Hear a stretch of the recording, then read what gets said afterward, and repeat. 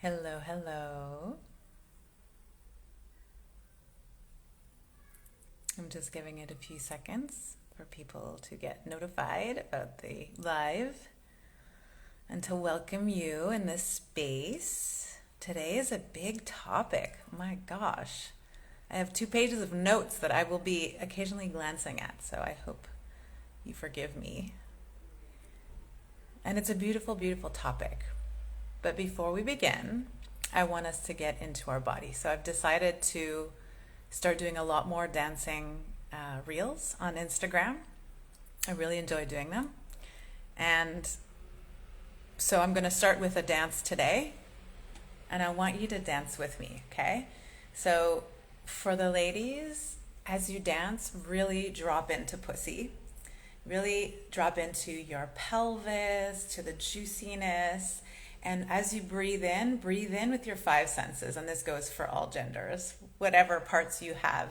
Breathe into your body with all of your senses awakened, your sense of smell and sight and feeling and hearing and tasting as you're dancing. This is one of the key components of sensual dance. So you'll begin to experience that a little bit. So I'm going to play a song. Hopefully Instagram will not punish me for it after, like a bad girl. Let's see what happens. So let's start with dancing.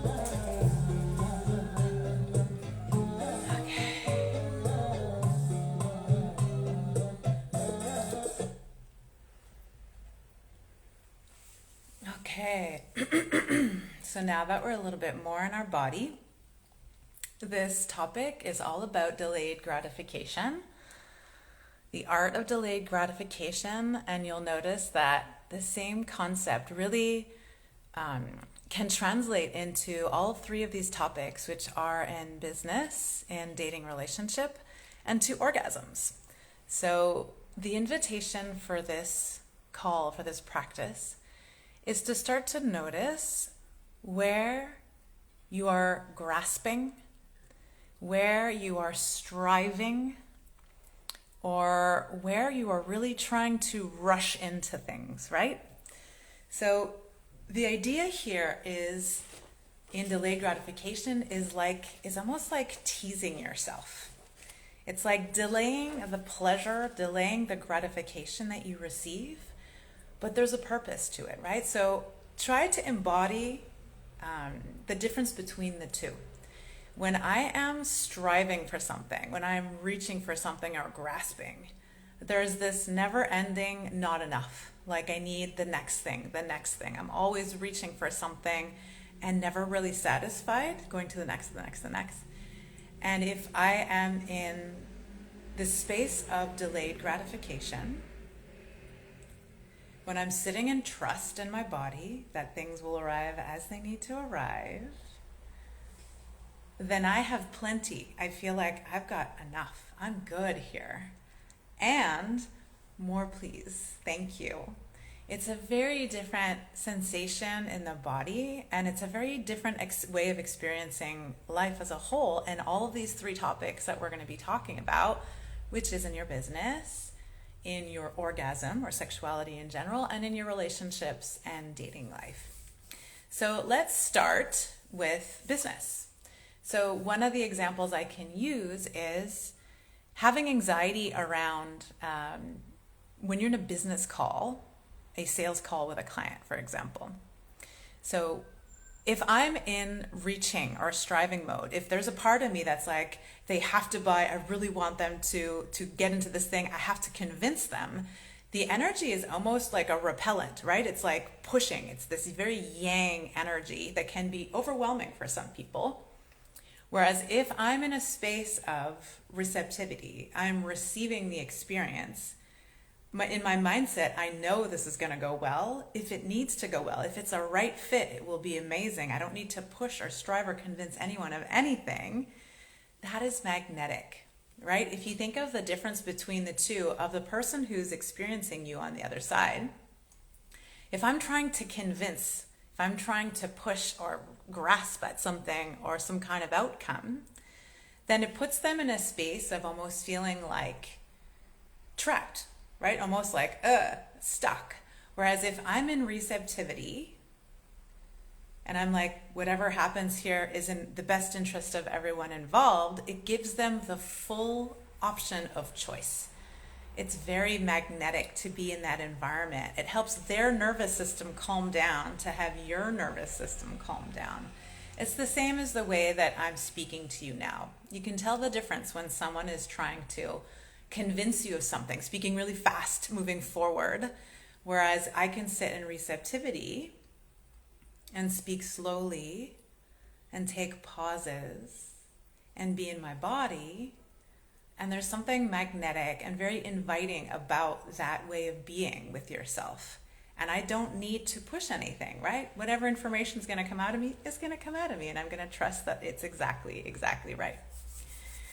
So we are so cute as humans. All the time. We're so cute. We tend to put ourselves in these, and this is subconscious, we tend to put ourselves in these situations of failure over and over again, to repeat these patterns, right? We put ourselves in these situations by, for example, taking on too many projects, overworking, changing our minds often, when we have just, let's say you've just landed something that you've always wanted, that you're like, this is so amazing, it's incredible, but then it's like a little bit scary to reach or to receive this thing. And so we shut down and we go to the next thing. I can't tell you how many times I've done this. So I'm going to open a parenthesis here. Oh, thank you very, very much. I'm going to open a parenthesis in saying that I am not perfect at all of the things that I'm going to explain to you today, at all. Some of these things I've had to work at even just last week. Okay, so everything that I'm telling you here, I am not the guru master of all the things.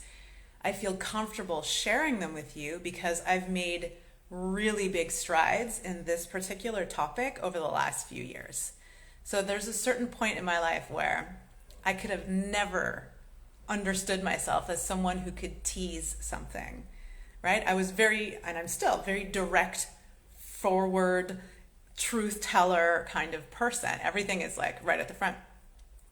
So the idea of teasing and being patient and delaying gratification has been work, but it has also been a tremendous shift for how much I've magnetized in terms of people, in terms of circumstances in my life that I've always wanted that are just landing on my lap, right? Without barely any effort. So this is why I'm teaching this to you today.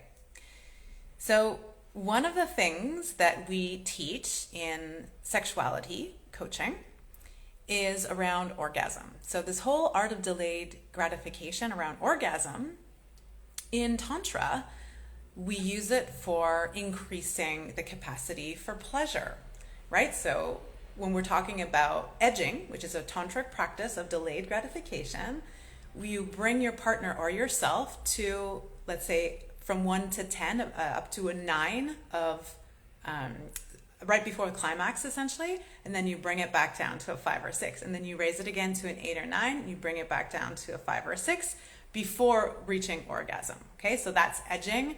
It increases the pleasure. It creates explosive orgasms. It's just, and it has health benefits to stay at that plateau right before that 8 or 9 for as long as possible. In BDSM, there's also the concept of edging, which is delayed gratification, used for a little bit in a different purpose. In a sub-dom scene, the dom may tease or control the sub through delayed gratification by edging in that same way, but it has a bit of a different purpose, right? It's really to hold the space of the sub so that they don't have to do anything. They're really completely submitted to the dominant in that practice and in the scene.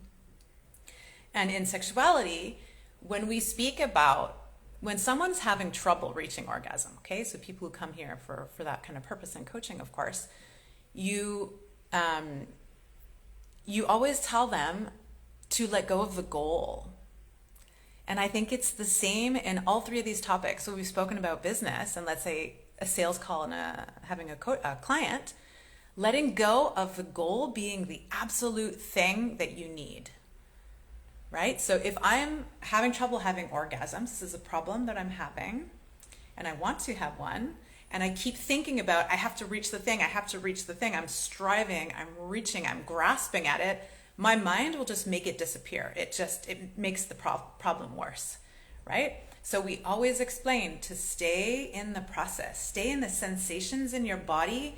Let go of the goal. Let go of the goal of selling your thing to the client. Let go of the goal of the orgasm and enjoy the process. It allows you to stay in sensation in the body in the moment. And then when it comes, when the thing you just open to receiving, you just call it to you, right? You call the client to you. You call the dates of the relationships to you. You call the circumstances, the orgasms to you. You just wait until it comes to you. And then when it does, it is so satisfying. It is just this like, oh, what a lovely thing, because you didn't have to strive and you're not pushing it away and you're not creating a repelling action. You're actually really magnetizing it towards you. So the same kind of idea can happen with dating and relationships.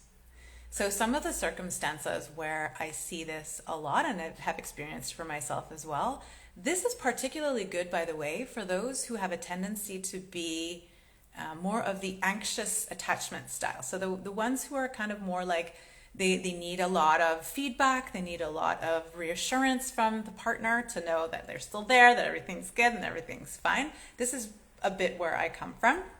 So this has been my medicine, and for good reason. So I hope that this is for you as well. You can look at a circumstance, for example, in dating, texting, right? The texting back and forth. If somebody delays texting for a while, how the nervous system can start to go all funky. In a relationship, if you're going through something and someone pulls away emotionally for a while, that can create some nervousness or some anxiousness in the body. And this idea of delayed gratification is good because it's all about coming back to your lane. Right? So when you start to feel those anxious, like needing to grasp, texting right back, wondering why they're not there, like getting anxious and getting angry and being reactive, this is coming from a place of anxiety and insecurity, right? That doesn't usually go very well. Whereas if you come from a place of everything will come to me if it is mine, everything will come to me if it is right, if it is good, and I can just be patient. And I've learned so much by just being patient in those texts, not having to text every day or every hour, everything. waiting days sometimes, waiting days and just not freaking out, coming back to your lane of energy, right? So dropping the other person, the other situation, letting them have their distance, their separateness from you, and coming back to just re-empowering yourself in your own energy, in what you need in the moment. It's tremendous and it's magnetic, right? The whole act of pursuing can be a repellent.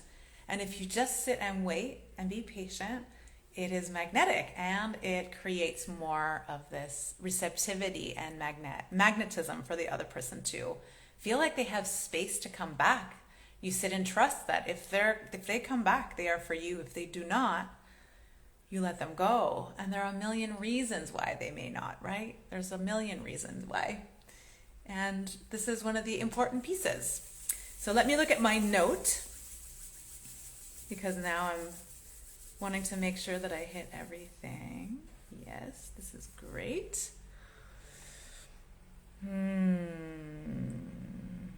Yeah, okay. So why is this important to do this art, to practice this art of delayed gratification, is that it creates loving resilience. It allows you to always be in your own lane, in your own emotional capacity, no matter what happens on the outside.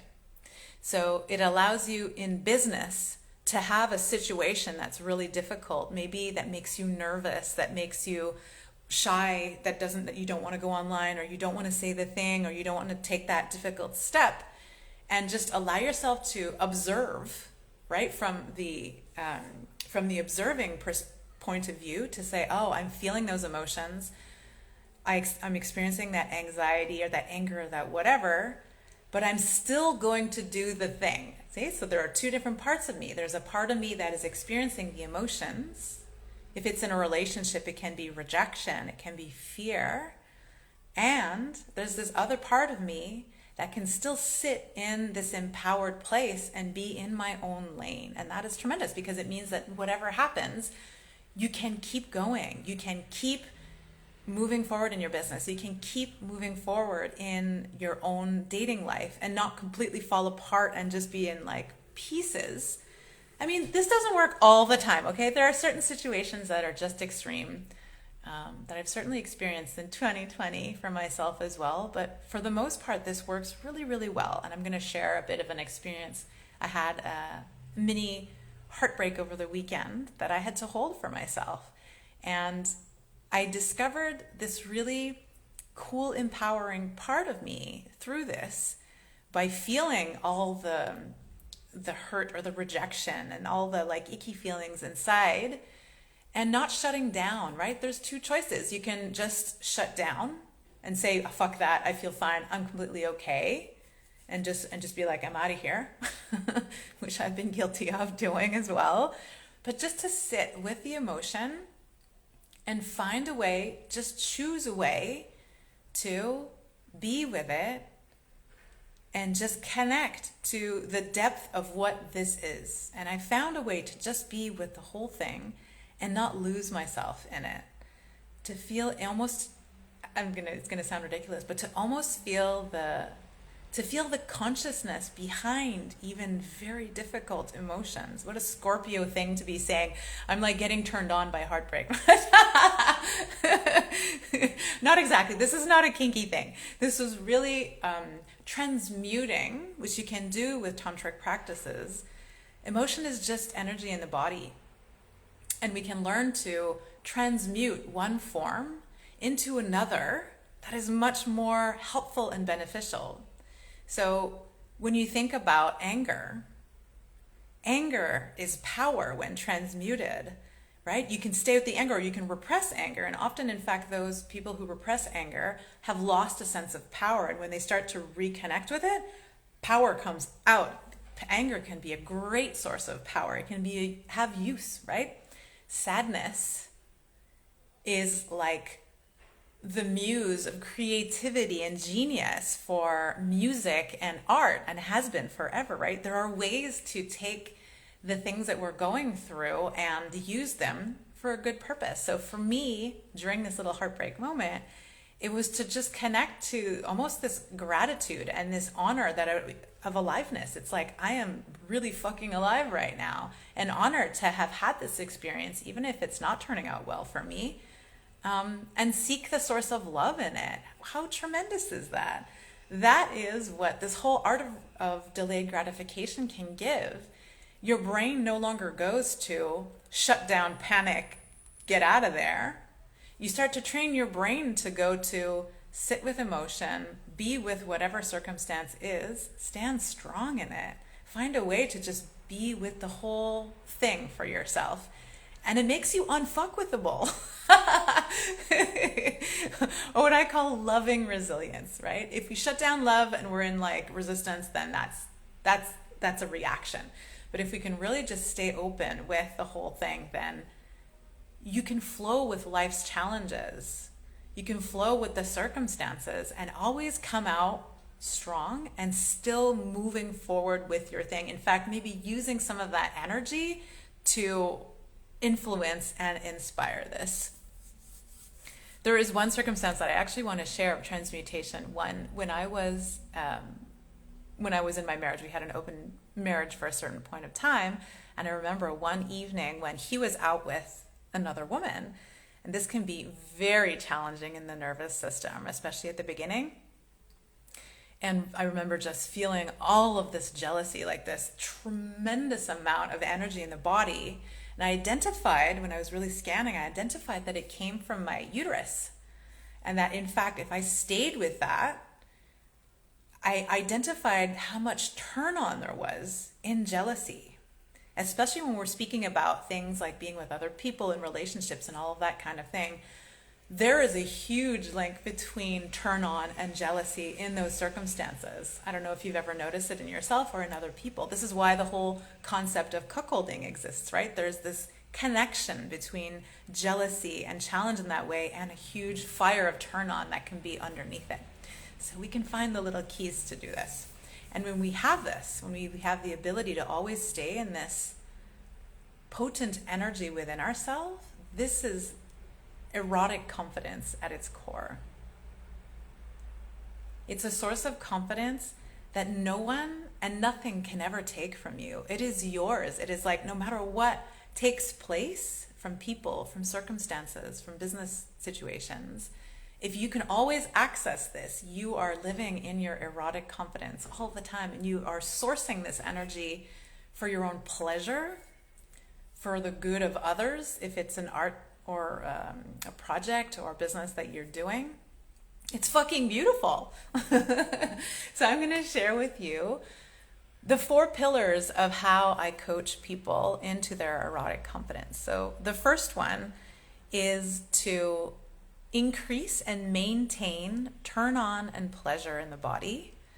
And this is why my Instagram stories tend to be so sexy, is that this is like the first part that I do with people, is opening your capacity to experience pleasure in the body and maintaining like a low simmer all the time of pleasure and turn on. Because this is one of the first parts. It's like the fuel, if you will, for moving on with your desires. The second piece is around getting clear on what you want, and then finding ways in the body to open yourself to receiving those desires. Those are the 2 first parts. The ones that I do most coaching with people are around the ongoing mindset around the desires that you want. So the belief in, can you get it? Can you achieve it? And then moving on to tools that help break down all the reasons why you're not actually achieving those desires, right? So all the resistances in the body, the trauma that exists there, all the ways that you're blocking yourself, in essence, from getting what you want. That's where the coaching really takes place. But if you follow my stories, if you go on my lives like this, if you join my workshops, one of them is coming up on Saturday. It's called Creatrix. And you will be designing your most authentic erotic experience as a way to call in the most fun and sexy relationships that you want in 2022. If you join these, then this is a way to access my coaching and my transmission, my energy, outside of the one-on-one coaching containers that exist. So this workshop is happening this Saturday, and it is online, so you can feel free to join in my bio link that you will find. And we're going to be doing some writing. You're going to get clear on what you want in your relationships. You're going to design an erotic scene, essentially, that is super authentic to you and your beliefs by writing, and also by visualizing and imagining. And then I'm going to teach you sex magic, which is a beautiful process to help your body and your nervous system get used to the idea of this being your reality. It's really tremendous, and it's super potent tantric practice that I always want to share with everyone. So I hope that you join me this weekend. I hope that you enjoyed this chat, this live. Please let me know in the comments what your experience was of this, if you resonate with anything that I speak of, or ask any questions that you have, and I will come back and answer you there. Okay? So have a beautiful, sexy week. Practice the art of delayed gratification, sitting back and trusting that everything will be fabulous and everything that is yours will be magnetized to you. And I wish you a beautiful, beautiful day. Okay?